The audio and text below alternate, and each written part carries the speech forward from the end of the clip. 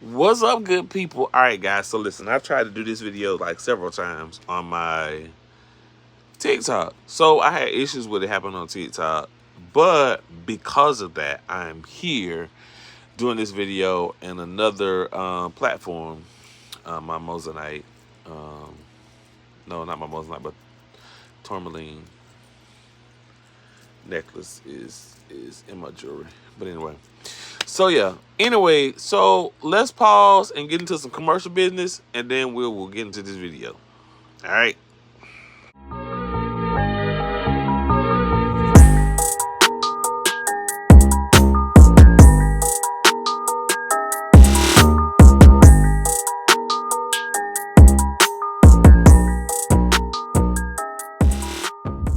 All right, guys. Welcome back to another episode of my shenanigans over here. So now, as I was doing earlier today, I was talking about the new. I think it's the new religious faith-based division that they've created at the White House. Okay, so we have a faith-based.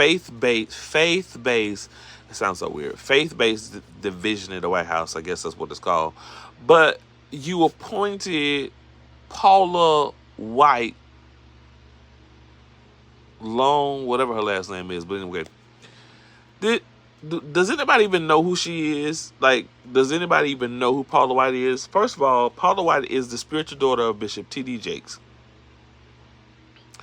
Not only she is the spiritual daughter of Bishop T.D. Jakes, Paula White also gets the stem of her career from a very ugly beginnings.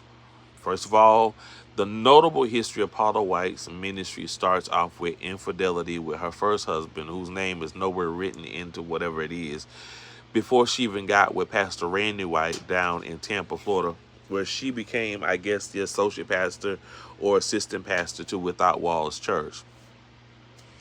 She was with Pastor Randy White for a while. She messed over Pastor Randy White very much so when she got into a love relationship with Pastor Benny Hinn, who was pastoring a church in Orlando, Florida, and also in Los Angeles, California, where he ended up getting ran out of Orlando, Florida, and he ended up getting ran back to California. Now, this man and his wife split because of Paula White. She disrupted their whole marriage.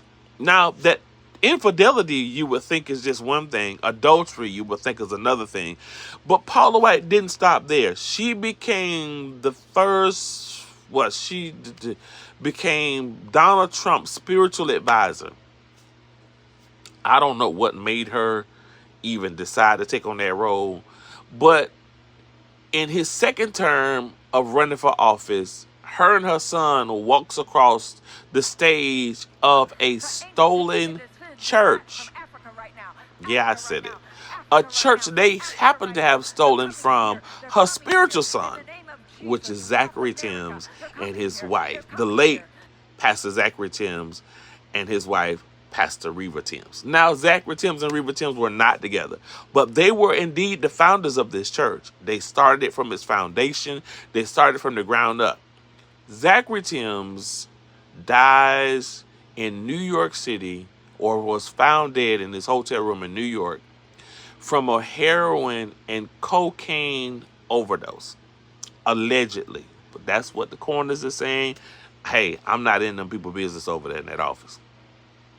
So in the process of Reva Timms grieving with her kids, Paula White, who is the spiritual mother of Zachary Timms, swoops down to Orlando, Florida. It's amazing how she found the time to stop her busy schedule to come down to Orlando, Florida, to run a coup in a church. She not only runs a coup in the church, but then she convinces the board members to out their founder, their last living founder. Now, it's so funny because they out Reva Timms.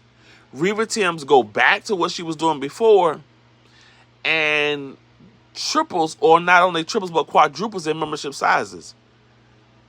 Then when the members of the church, Destiny Christian Center, found out who Paula White really was, they started vacating the premises like somebody had come and there was some fumigation of roach spray.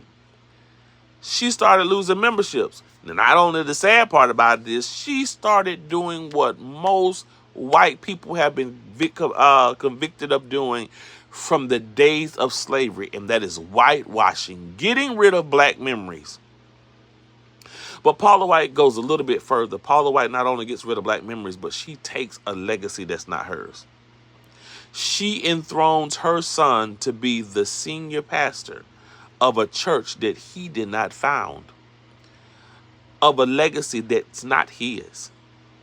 I find it strange that we would appoint people to positions such as this who literally show us what they're capable of.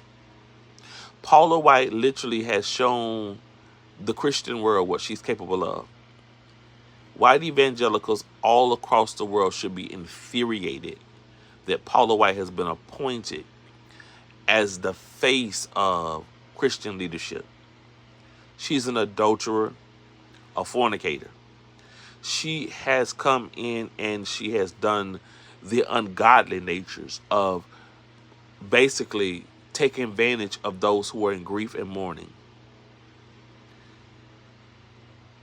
And you appoint someone who has a known track record of sleeping around preacher circles to be a face of an organization. Let me tell you something. Two things come to mind. Number one, America's really Babylon. Number two, she that the mistress whore they talk about in Revelations. The one that they say about, what's the terms they use? About the woman, the Jezebel that calls herself a prophetess. You know, God has something against you. Y'all know what I'm talking about. I ain't going into all details. I ain't trying to be all scriptory, but if this is what we're coming to in this country, that white evangelicals with stained lives being the face of Christianity for the church, for the country, how is there a standard of holiness or righteousness when this country was founded on "In God We Trust"? Seems like to me it's going to be pimps up, hoes down. All right, guys, I'll catch y'all later. Until next time, peace.